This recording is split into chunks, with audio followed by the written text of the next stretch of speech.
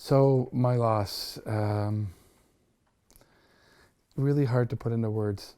I had a really amazing young girl. Um, I still find things that she did for me.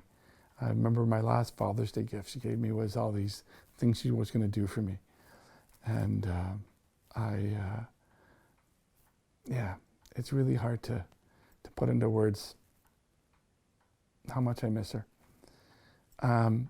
That said, my only advice, if there's anything of advice here, is to try and, as I've said before, try to find hope and try to put it into a bigger perspective of what that individual, in my case, my daughter, how would she, if I died, what would she say to me?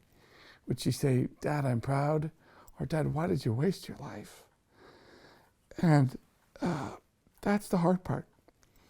But that's what keeps me going, is wondering what I'm going to say to her when I see her again, and what she's going to say to me.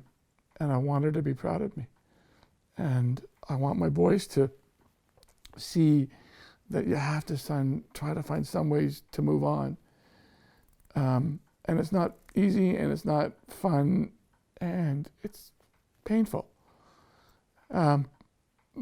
But it's something you have to try to do.